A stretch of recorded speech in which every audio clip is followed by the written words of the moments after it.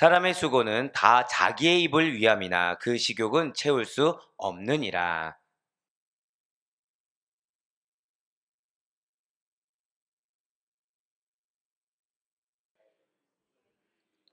함께요. 눈으로 보는 것이 마음으로 공상하는 것보다 나으나 이것도 헛되어 바람을 잡는 것이로다. 아멘. 할렐루야. 네, 오늘도 변함없이 살아있는 주님의 말씀을 듣기 위하여, 그리고 우리가 이렇게 하루의 시작을 말씀과 기도로 여는 것을 주께서 기쁘게 받으시다. 자, 우리 한번 크게 고백하고 우리 시작하도록 하겠습니다. 나의 삶에 반드시 역사하십니다. 아멘. 네, 그 사실을 정말 확신 있게 믿는 믿음으로 말미암아 이렇게 특별 새벽 기도에 함께하고 계시는 우리 모든 성도님들을 주님을 환영하고 축복합니다. 우리 이 시간에 지금 전도서를 통해서 은혜 받는 귀한 시간을 가지고 있어요. 여러분들 어떻게 기존에 아셨던 전도서와 지금 여러분들이 알아가는 전도서가 같습니까? 다릅니까?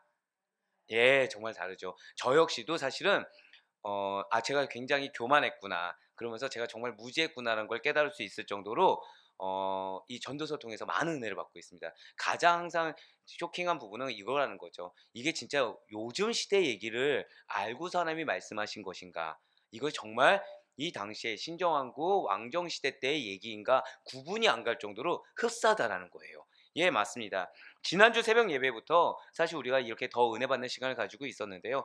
그 인간의 허물을 가중시키는 불행들, 이 불행들을 들으면서 이것이 때로는 내 얘기 같기도 하고, 때로는 누군가 우리의 상황의 얘기를 지금 옮겨놓은 듯한 그런 느낌 우리는 지금 받고 있다는 거죠. 그래서 전도 4장과 5장을 통해서 무엇을 통해서 그렇게 인간의 허물을 가중시키는 그 불행, 우리가 현실에서 느끼는 불행을 무엇으로 이겨낼 수 있다고 말을 했습니까? 저를 다 고백하실까요? 여호와 경외 사상. 이것이 너무나도 중요해요. 하나님을 두려워하는 마음, 하나님을 경외하는 마음이 너무나도 중요합니다. 이것이 내가 그 인식하지 않는 상태에서 늘 항상 삶에 배어 있는 거, 그것이 우리의 하나의 가치관이 되고 삶이 된다는 거, 이것은 너무나도 중요하다는 거죠. 그런데 이것이 우리로 하여금 승리하게 한다는 거예요. 이것이 우리로 하여금 극복하게 도와준다는 것이죠. 해위에 계신 하나님과의 바른 관계를 통해서 허물을 극복할 수 있다라는 것을 주장한 전도자입니다. 이제 전도서 6장부터 몇 장 몇 절까지요? 8장 13절까지는 우리 인간이 취해야 할 바른 자세에 대해서 지금 이야기하고 있다는 거예요.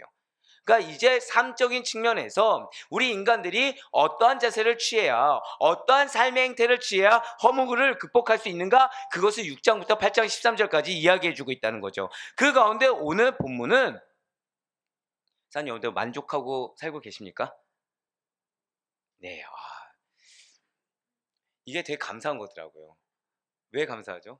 너무 솔직하세요, 다들. 네. 한 명만 솔직하면은 우리가 오해할 수 있는데, 제가 이렇게 질문 던졌을 때 반응이 딱 두 가지입니다. 네, 이 반응과 네. 예, 가만히 계신 분들도 거의 없어요. 예, 그냥 다 일단은 깊은 한숨. 예, 만족하기가 어렵다는 거예요. 만족하기가. 근데 중요한 것은 오늘 말씀이 무엇을 얘기하고 있냐? 자, 여러분들 하나님의 은혜가 있습니다. 믿으십니까? 이거 믿는데 만족이 안 되는 거예요. 은혜를 경험했는데 만족이 안 되는 거예요. 자, 여러분들 과거에 받은 은혜 기억하십니까? 못 하십니까? 솔직히 기억을 우리가 더듬어라도 보면은 기억이 나는 사건들이 꼭 있어요. 없지 않습니다. 근데 은혜가 있는데 지금 현재 삶에서 나는 지금 만족을 못 누린다는 거죠. 그러니까 특히 오늘 같은 경우에 어떤 말씀이 있죠? 식욕이라는 단어가 있습니다. 저는 여러분들이 저에 대해서 오해하는 게, 전 식탐이 많다고 항상 말씀드리죠. 가만히 있어도 저는 식욕이 있는 사람입니다. 그러니까 안 믿겨지시겠지만, 특히 언제 그러냐면 금식을 앞둘 때는 아주 극대화가 됩니다. 극대화가 돼요. 그러니까 오늘 말씀을 보면서 무슨 생각이 드냐면, 자, 금식을 하면 은혜가 있습니다. 아멘이십니까? 예, 아멘이에요. 정말로 아멘이에요. 금식하는 과정도 은혜고요. 그러니까 힘든 것보다 은혜가 더 큽니다. 맞췄을 때 다가오는 은혜는 이루 말할 수가 없습니다. 근데 지금 중요한 거는 금식을 앞두거나 어떠한 기도 제목을 앞뒀을 때 저를 지금 주장하는 건 뭐라고요? 식욕이라는 거예요. 자, 근데 식욕을 다 채울 수 있을까요, 없을까요? 없습니다. 왜요? 위가 작아질 대로 작아졌거든요. 그러면은 저는 먹는데 만족함을 누릴 수 있을 만큼 먹는 겁니까? 못 먹는 겁니까? 못 먹고 있다는 거예요. 자, 그러면 은혜가 저에게 있어서 은혜가 큰 겁니까? 지금 먹는 게 큰 겁니까? 먹는 게 크다는 거죠, 지금. 지금 그 얘기예요, 그 얘기. 하나님의 은혜가 있습니다. 근데 만족을 누리지 못하고 있다는 거예요. 지금 전도자는 해 아래에서 6장부터요. 해 아래에서 행해지는 불행한 일을 보았어요. 그리고 지금 전도자는 마음이 계속 어려워져 있는 상태입니다. 자, 제가 지금 전도자는 어떤 상태라고요? 무언가를 봤어요. 무언가를 본 게 무엇이라고요? 불행한 일이라는 거예요. 불행한 일을 봤습니다. 근데 그것이 전도자의 마음을 지금 어렵게 하고 있다는 거예요. 근데 대체 어떤 불행한 일이기에 이렇게 자신에게 주어진 은혜에도 불구하고 만족을 못하는 안타까운 상황을 보게 된 것입니까? 먼저 전도서 6장 7절 말씀 보시겠어요? 사람의 수고는 다 자기의 입을 위함이나 그 식욕은 채울 수 없느니라. 아멘. 지금 가장 큰 문제가 뭔지 아십니까? 사람이 수고하고 있다는 거예요. 사람이 성실하다는 겁니다. 자, 여러분, 이게 사람과 사람 간에 왜 회사에서 부서와 부서 간에 싸우는 일이 있습니다. 근데 부서와 부서 간에 싸우는 일이 왜 생기냐면 차라리 한 부서가 무의도식하면 싸움이 안 돼요. 한 부서가.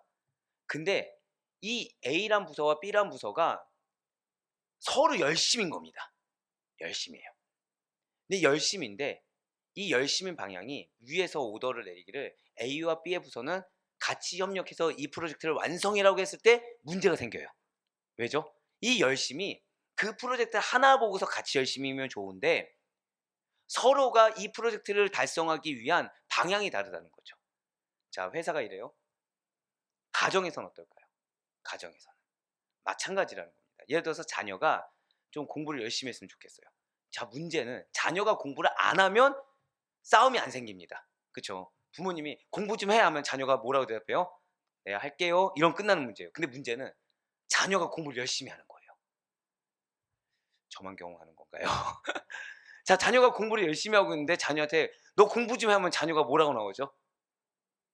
아, 하고 있는데 라고 하면서 불만이 나오기 시작한다는 거예요. 자, 맞습니다. 지금 사람이 뭐가 문제냐면 열심히 있는 거예요, 지금.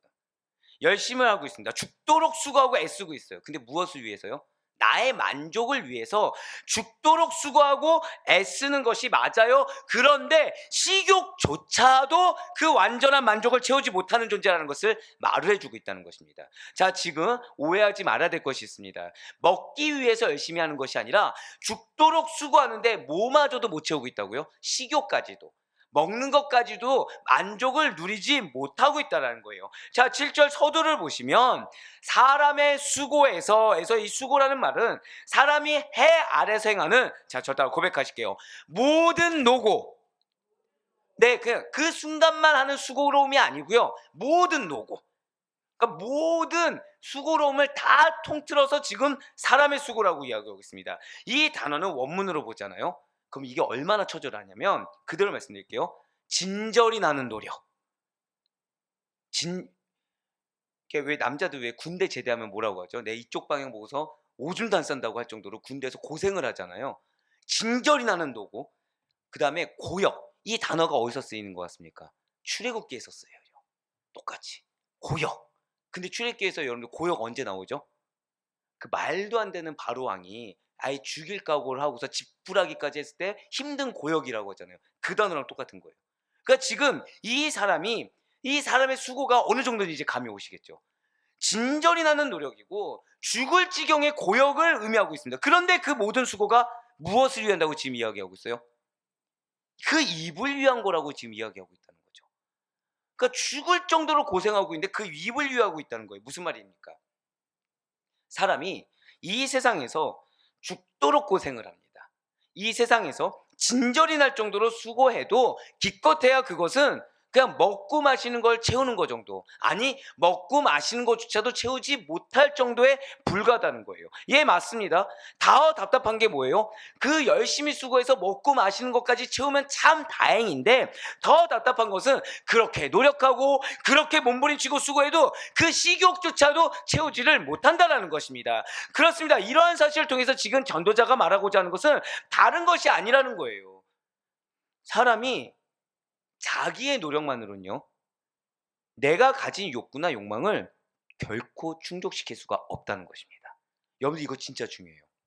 왜 중요하냐? 아마 여러분들 중에서 나는 태어나서 지금까지 모든 기도가 다 응답받았다. 솔직하게 있으십니까? 그러니까 우리가 지식적으로는 나의 기도 하나님이 다 알고 계십니다. 이거 모르는 분 없어요.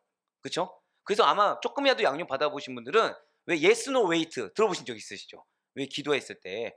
그럼 인본주의적으로는 yes, no, wait지만 신본주의적으로는 다 yes다. 다. 예, 그렇게 들으시면 됩니다. 네, 자, 예. 그러니까 기도에 있어서 왜냐 하나님 우리 기도를 다 알고 계시니까 어느 모양으로든 다 응답을 하시잖아요. 그런데 지금 중요한 것은 우리 중에서 예 좋아요. 기도를 다 드려요.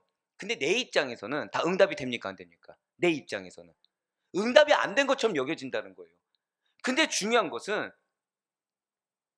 응답이 안 돼서 내 마음 가운데 니즈가 채워지지 않는 겁니다. 근데 중요한 거는 기도는 누구의 힘을 빌리는 거죠? 인간의 힘입니까? 신적 힘입니까? 신적 힘이죠. 신적 힘을 빌려서 내 욕구가 안 채워졌어요. 근데 여기서 사람들 대부분 어떻게 합니까? 그 신적 힘을 빌리기 위해서 더 하나님을 붙잡는 게 아니라 대부분 어떻게 하죠? 인간적인 노력으로 전환을 한다는 거예요. 근데 지금 오늘 말씀 보시길 바래요. 사람이 자기의 노력만 가지고는 자기가 가지고 있는 욕구나 욕망을 채울 수 있다 없다? 없다라는 거예요.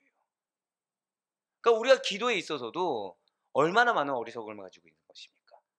산 여러분들, 여러분들의 기도 제목은 기도 외에는 해결될 수 없기 때문에 하나님께서 기도 제목을 주신 줄 믿으시길 바라겠습니다. 그렇지 않고서 우리가 기도의 끈을 놓고서 인간의 힘으로 가면 바로 지금 이 전도자가 말하는 걸 우리가 그대로 답습할 수밖에 없다는 거예요. 전도자가 말하는 게 뭐라고요? 사람이 자기의 노력만 가지고는 사람이 가지고 있는 욕구, 욕망, 니즈를 결코 충족시킬 수가 없다는 것입니다. 다시 말씀드리면 노력하고 노력해도 이 먹는 식욕조차 채우지 못하는데 다른 욕구는 어떠하겠냐는 거예요. 이 말씀은 욕구를 채우고 살지 말아라 이 말씀이 아니에요. 예, 맞습니다. 이 말씀은 너희 그 욕구 채울 생각을 하지 마 이 뜻이 아니라는 거예요. 사람이 자신 노력만 가지고는요, 자신의 계획, 자신의 노력, 이거 자신의 땀만 가지고는 욕구를 채울 수 없지만 그것을 채울 수 있는 방법이 아니 절대 고백하실까요? 채우고도 남음이 나의 삶입니다. 이거 믿으세요. 그러니까 나의 노력만 가지고는 욕구를 채울 수 없지만 그것을 채울 수 있는 방법, 아니 채우고도 남음이 있는 넘치는 삶을 살 수 있는 방법이 있다라는 거예요. 그것이 무엇입니까? 성경은 이에 대해서 자, 저따 고백하실까요? 자족함. 예, 자족함. 즉 현재 주어진 거에 대해서 스스로 만족할 줄 알라라는 거에서 시작해야 된다고 말을 하고 있다는 거죠. 자, 우리가 차고 넘치는 채우고도 남음이 있는 넘치는 삶을 누리기 위한 시작이 무엇이라고요? 자족함이라는 거예요. 자, 그렇다고 해서 아무런 욕구도 없이 아무런 소망도 없이 살라는 말이 결코 아니라는 것이죠. 지금 당장은 부족한 거, 이루어지지 않은 거, 채워지지 않은 것이 눈에 보일 수 있다라는 것입니다. 하지만 그것에 연연해하지 말고 그것으로 인해서 불만이나 불평을 토로하기보다는 오히려 하나님께서 이전에 베풀어 주신 것에 대한 감사, 현재 베풀어 주고 계신 것에 대한 만족, 미래에 베풀어 주실 것에 대한 확신에 따른 기대감을 가지고 살라는 것입니다. 자, 저 따라 고백하실까요? 감사와 만족과 기대. 그거를 사모하셔야 된다는 거예요. 그렇게 하나님 안에서 자족하기를 배운 자에게 하나님께서는 이미 채워짐을, 그러니까 자족함으로 말미암아 지금 감사한 자, 자족함으로 말미암아 현재 만족한 자, 자족함으로 말미암아 미래에 대한 확신을 따른 기대감을 가진 자들에게만 허락하시는 더 큰 은혜의 축복을 허락하셔서 그들이 자족하는 넉넉한 마음을 다른 사람들과 나눌 수 있도록 역사해 주신다는 거죠. 우리는 많은 분들이 물건을 두고 기도합니다. 왜 물건 두고 기도하시죠? 나 막 호의호식 하겠다고요? 나 교만하게 막 2, 3층 집에서 살겠다고요? 아닙니다. 우리가 보통 물건 두고 왜 기도하죠? 나누고 싶어서, 보다 더 주님께 헌신하고 싶어서. 저만 그런 겁니까? 개인의 욕심이셨나요? 왜 제가 항상 드릴 말씀 있잖아요. 저는 부족하기 때문에 여기에 여러분들 반응까지 써놓는다고. 원래 여기에 뭐가 나와야 돼요? 아멘이 나왔어야 되는데 아무도 안 나와서 지금 약간 당황한 건데, 자, 우리가 물질을 왜 두고 기도합니까? 나누기 위해서잖아요. 감사합니다. 네. 나누기 위해서 우리가 기도를 하는데, 근데 그러기 위해서 시작돼야 될 게 뭐라고요? 자족이라는 거예요. 자족이라는 것입니다. 내 욕심으로 구하는 자들이 없어요. 근데 아이러니한 거는 내가 성실하지 않은 것도 아닙니다. 내가 이타적이지 않은 것도 아니에요. 근데 지금 여러분들이 현실의 삶 가운데 체험이 있습니까? 없습니까? 내가 원하는 대로의 체험이 없습니다, 사실은. 이게 팩트라는 거죠. 내가 원하는 대로의 기도의 응답이 안 되는 것처럼 보여지는 게 현실이라는 거예요. 그런데 하나님은 그럴 때 무엇을 보신다고요? 자, 저도 한번 고백하실게요. 자족하는 믿음. 그걸 보신다는 거예요. 근데 그러한 자들에게, 오히려 그 자족하는 믿음을 가진 자들에게만 허락하시는 넉넉함이라는 것이 있다는 거죠. 결국 내가 정말 나누기를 원한다, 내가 정말로 무언가 헌신하기를 원한다고 하면은 제일 먼저 내가 가져야 될 마음은, 내가 이런 게 필요하다, 이것도 물론 중요하고 왜 이것이 안 될까라고 묵상하고 고찰해보는 것도 중요하지만, 가장 먼저 가져야 될 마음은, 자, 저도 한번 더 고백하실게요. 자족함이라는 거예요. 자족함에 의해서 뭐가 나온다고요? 감사와 만족과 기대가 나온다는 거죠. 이걸 기대하셔야 된다는 거예요. 즉, 베풀 수 있는 넉넉한 마음, 자족하는 마음이 준비되지 않는 자들에게는 하나님께서 예비하신 축복과 은혜들을 우리가 임하지 않는다라는 것이죠. 그러니 우리가 무엇을 사모해야 되는 것입니까? 은혜를 사모해요? 다만 은혜를 사모하는 건 맞지만, 주신 모든 것에 대해서 먼저 감사하는 마음, 무엇을 주시든지 현재 자족한 마음을 갖출 은혜를 먼저 사모할 수 있는 여러분과 제가 되길 간절히 소망합니다. 우리 오늘의 기도 제목 첫 번째가 나왔어요. 자, 저 따라 고백하실게요. 자족하는 마음을 갖추는 은혜, 이거를 사모하셔야 된다는 거예요. 그러니까 현재 문제를 해결할 은혜 말고, 자, 저 따라 고백하실게요. 나의 기도 제목은 이미 응답되었습니다. 아멘? 그럼 현재 내 기도 제목이 해결된 겁니까? 안 된 겁니까? 해결됐다고 내가 믿는 거잖아요. 그 해결되었기 때문에 내가 지금 사모해야 될 거, 해결될 걸 이미 내가 믿었기 때문에 지금 그건 간절히 사모해야 될 건 무엇이냐? 자족하는 마음을 갖출 은혜를 더하여 주시옵소서. 이게 내 기도 제목이 돼야 된다는 거예요. 왜요? 그 마음을 가진 자에게 무엇을 주신다고요? 예배하신, 그 마음을 가진 자들에게만 줄 수 있는 축복과 은혜가 여러분과 저의 것이 되길 간절히 소망합니다. 예, 맞아요. 자족의 마음이라는 거죠. 자족의 마음 그 자체가 하나님을 믿는 우리들이 받은 넘치는 은혜가 된다는 사실을 여러분들 반드시 믿으시길 바라겠습니다. 그래서 이에 대해서 사도 바울이 이렇게 권면하고 있는 거예요. 바로 디모데전서 6장 6절로 8절 말씀. 자, 우리 다 같이 디모데전서 6장 6절로 8절 말씀 같이 읽겠습니다. 시작. 그러나 자족하는 마음이 있으면 경건은 큰 이익이 되느니라. 우리가 세상에 아무것도 가지고 온 것이 없음에 또한 아무것도 가지고 하지 못하리니 우리가 먹을 것과 입을 것이 있은즉 족한 줄로 알 것이니라. 아멘. 자, 6장 6절 말씀 보시기 바래요. 6장 6절 말씀 보시면 자족하는 마음이 있으면 무엇이 이익이 된다고요? 경건. 자, 우리가 이 땅을 살아가는 데 있어서 경건, 이거 당연한 겁니까? 특별한 겁니까? 당연하죠. 그리스도인들은 경건해야 됩니다. 그리스도인들은 구별돼야 돼요. 그러니까 이렇게 생각하시면 되죠. 자녀가 밥을 먹었다고 해서 용돈 주십니까? 자녀가 집에서 잠을 잔다고 해서 용돈 주십니까? 아니죠. 당연한 걸 하니까. 그리스도인들은 경건이 당연합니다. 믿으십니까? 근데 지금 뭐라고 하고 있어요? 자족하는 마음이 있으면 당연한 경건이 어떻게 된다고요? 이익이 된다는 거예요. 그러니까 나는 경건이 당연한 건데 나에게 무엇이 있으면 여기에 상급이 지금 이익이 계속 쌓이고 있다고요? 자족하는 마음이 있으면 이익이 쌓이고 있다는 거예요. 그러니까 사단이 무엇을 뺏는 걸까요? 자족하는 마음을 뺏는 거예요. 상실된 마음을 계속 주는 겁니다. 왜요? 그 마음만 가지고 있어도 우리가 뭘 포기하고 있는 거예요? 이익을, 상급을 포기하게 되는 거거든요. 그러니까 현실에 무슨 얘기가 나오냐? 이게 없어요, 저게 부족해요, 원래 이런 건데 내가 지금 희생하고 있어요, 이런 얘기를 사단이 계속 주는 거예요. 왜요? 그래야 있던 것도 뺏기게 되거든요.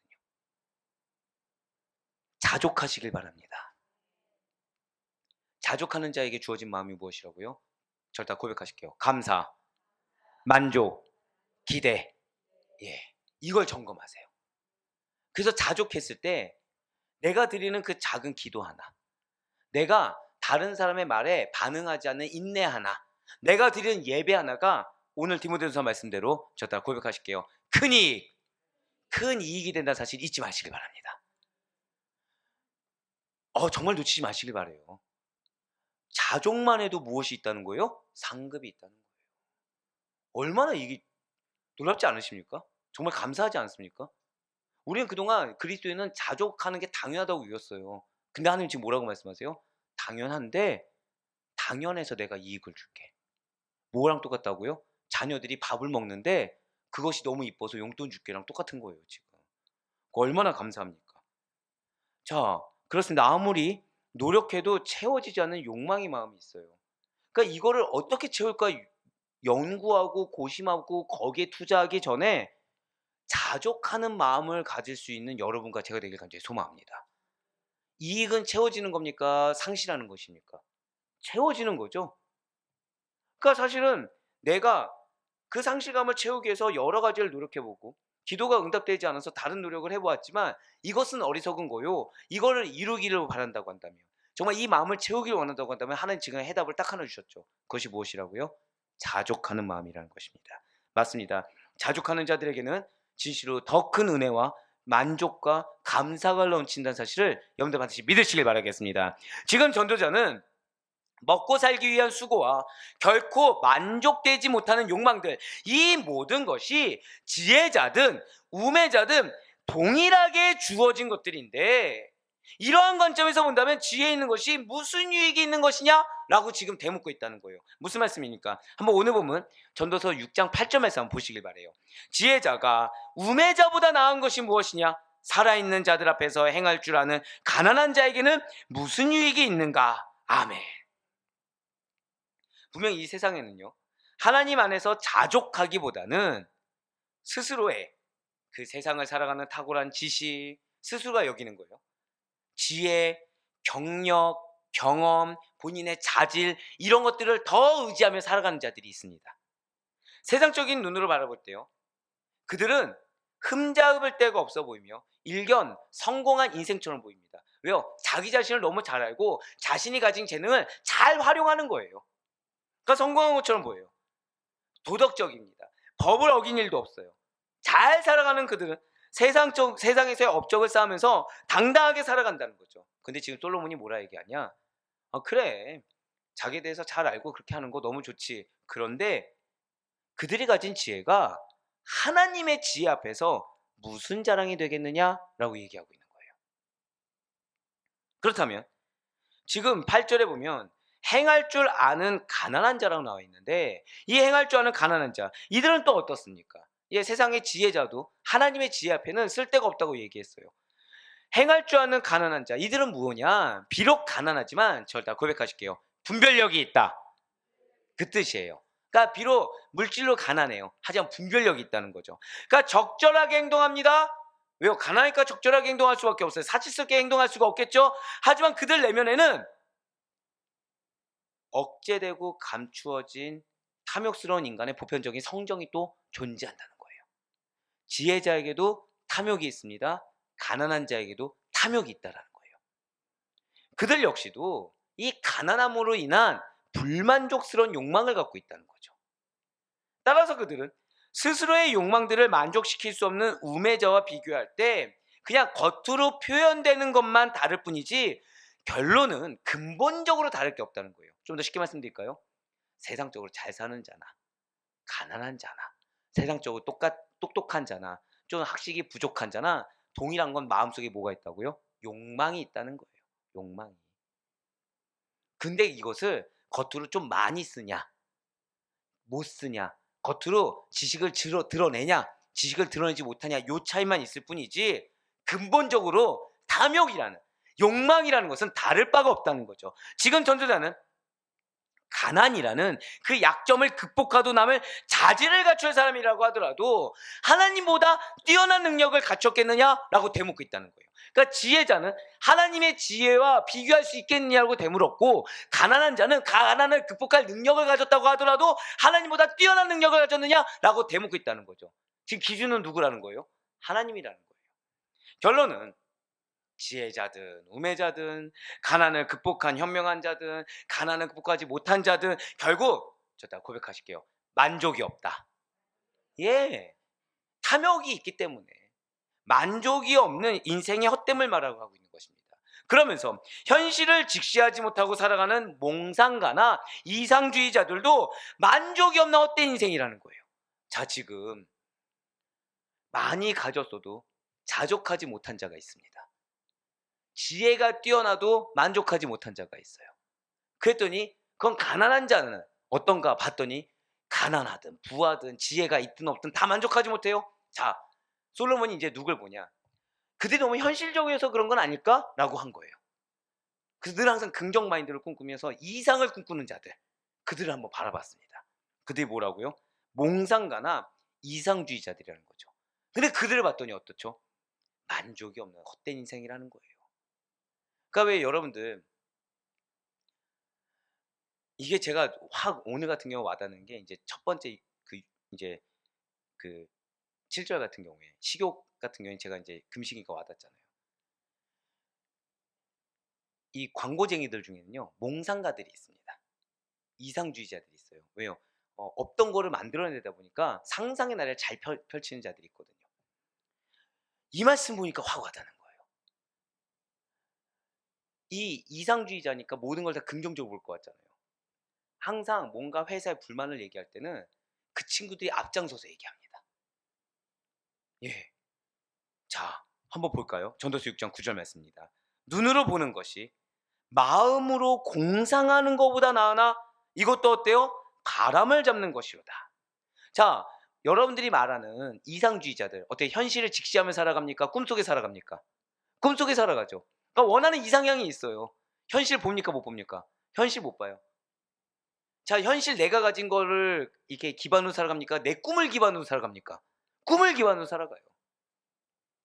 자, 근데 그런 그들이 일견 봤을 때는 그럼 세상에 욕심이 있는 것처럼 보일까요? 아니요, 욕심이 없는 것처럼 보입니다. 이상주의자예요. 세상을 너무 아름답게 보는 것 같습니다. 그러니까 어떻게 저렇게 사람을 보고 어떻게 저렇게 꼼꼼히 살아가지라고 얘기할 정도로 세상에 욕심도 없고 세상을 아름다운 것처럼 보는 것처럼 착각하게 만들지만 그들 역시도 가질 수 없는 것을 추구하고 있다는 거죠. 제가 방금 뭐라 말씀드렸어요? 가질 수 없는 걸 추구하는 거라는 거예요. 한마디로 물질의 탐욕을 가진 자, 물질을 추구하는 거죠. 가질 수 없는 물질을 추구하는 겁니다. 식욕이 있는 자, 식탐이 있는 자, 먹지 못하는, 가질 수 없는 음식을 추구하는 겁니다. 몽상가는 뭐라고요? 가질 수 없는 현실을 추구하는 거라는 거예요. 그러면서 스스로를 괴롭게 살아가고 있다는 거죠. 왜요? 가질 수 없는 이상을 추구하며 살아가요. 내 현실이 받쳐줍니까? 안 받쳐줍니까? 안 받쳐주는 거예요. 그러니까 괴로울 수밖에 없다는 거죠. 그러니까 아무리 더 고상한 이상을 추구하는 것이라고 꾸미고 감춰보고 포장해봐도 몽상가나 이상주의자들은요, 현재 주어진 삶, 현재 하나님께서 허락하신 그 분깃에 만족을 못 느끼는 헛된 인생을 꿈꾸는 자들, 헛된 인생을 사는 자들에 불과하다는 거예요. 그렇습니다. 지금 전도자는요, 뜬구름을 잡는 것 같은 공상의 세계로 배회하고 있는 해악을 지적하고 있습니다. 자, 제가 지금 마지막에 어떤 단어를 썼죠? 해악이라는 거예요. 현실을 직시하지 않고요, 하나님 주신 현실인데 내가 원하는 이상만 바라보고 살아가는 자들. 맞습니다. 이상은 다른 말로 비전이라고도 할 수 있겠죠. 근데 하나님께서는 그 비전을 꿈꿀 때 현실 가운데서 이루게 하신다는 사실을 잊지 마시길 바래요. 죄송한 말씀이지만 교회에는요, 많은 이상주의자들이 있습니다. 근데 여러분들 이거 잊지 마셔야 돼요. 교회는 숲에 있습니까? 아니면 세상에 있습니까? 이걸 잊지 마셔야 돼요. 그렇다고 해서 믿음보다 세상적인 계산이 앞서라는 건 아닙니다. 믿음이 당연히 중요해요. 근데 하나님은 믿음과 이상을 구분하라고 하세요. 정확히 말씀드릴까요? 믿음과 망상을 구분하라고 하십니다. 망상에는요, 욕심이 들어가요. 욕심이 들어가요.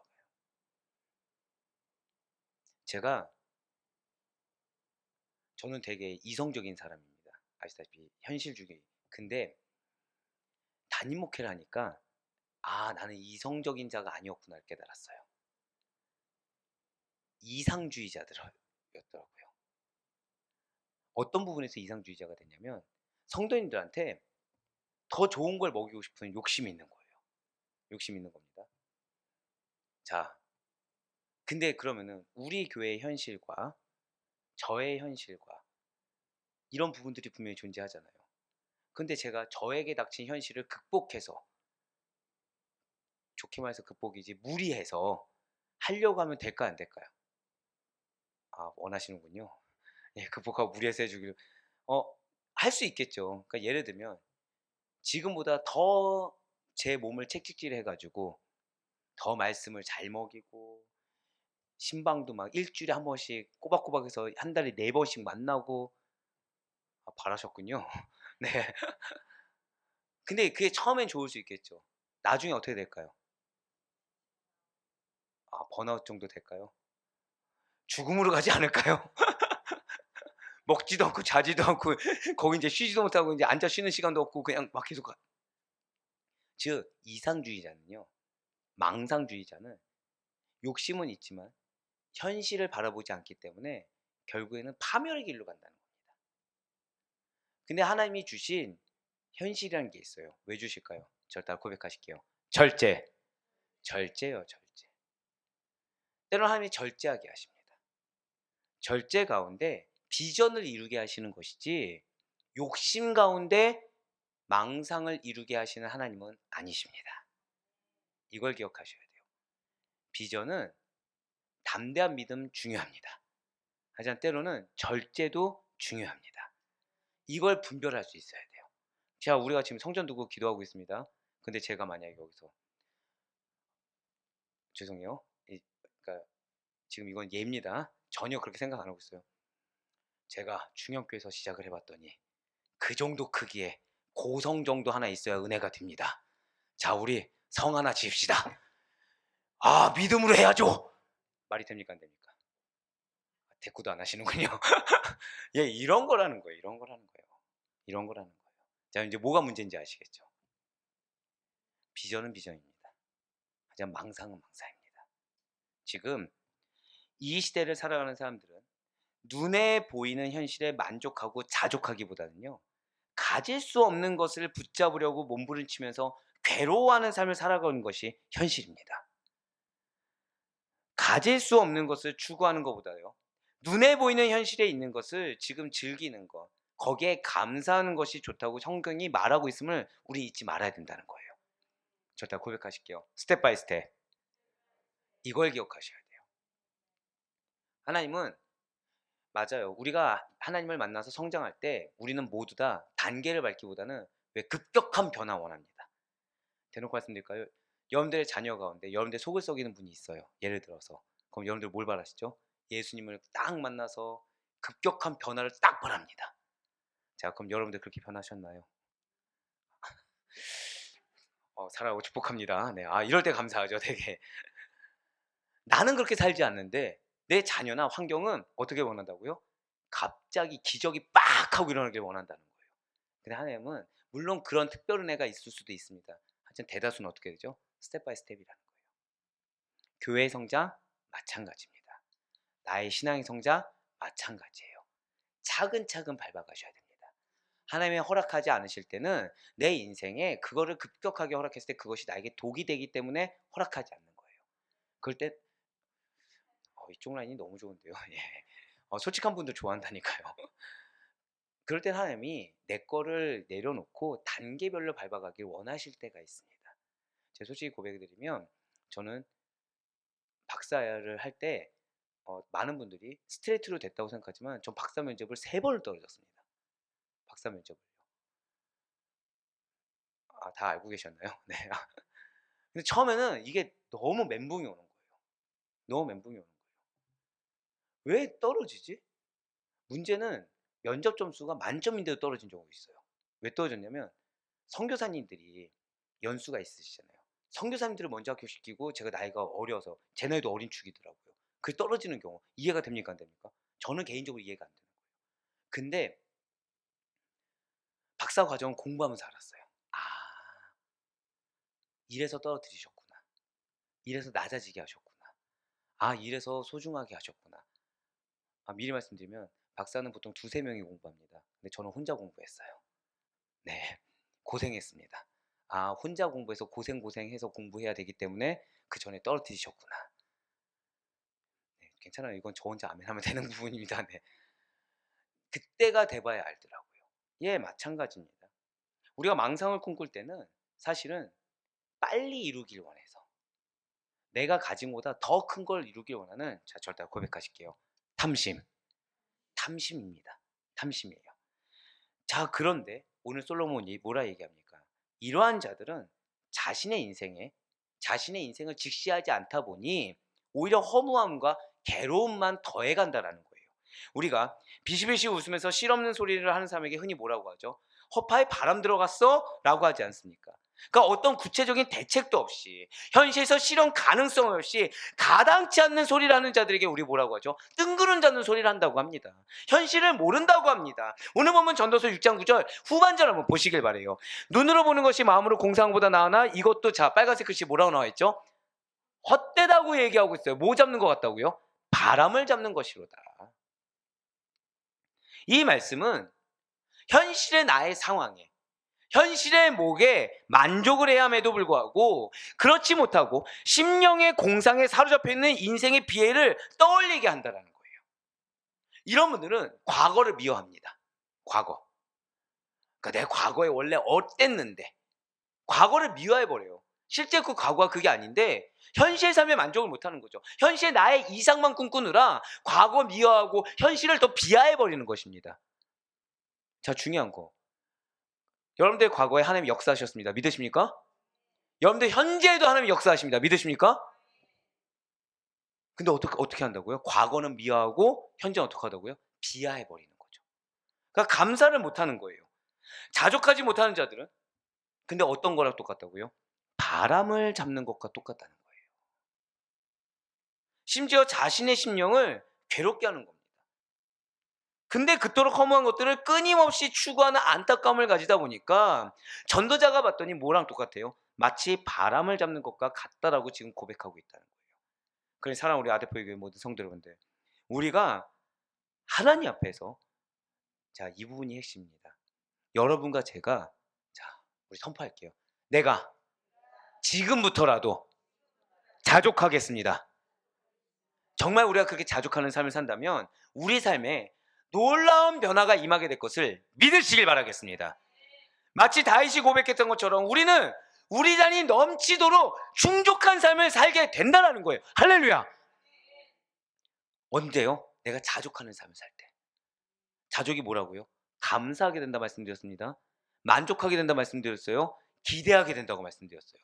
그때 어떻게 된다고요? 나의 잔이 차고 넘치나이다.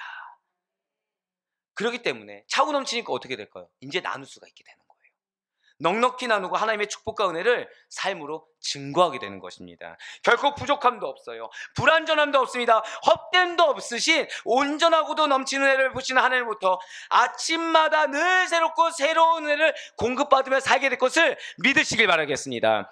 그러므로 사랑하는 우리 여러분들 사도 바울이 그랬던 것처럼 자족하는 삶을 배우고 실천하는 우리가 되시길 바라요. 그래서 마지막으로 하나님께서 이 말씀을 허락하십니다. 빌립보서 4장 11절과 12절의 말씀이에요. 내가 궁핍함으로 말하는 것이 아니라 어떠한 형편에든지 나는 자족하기를 배웠노니 나는 비천에 처할 줄도 알고 풍부에 처할 줄도 알아. 모든 일 곧 배부름과 배고픔과 풍부와 궁핍에도 처할 줄 아는 일체의 비결을 배웠노라. 아멘.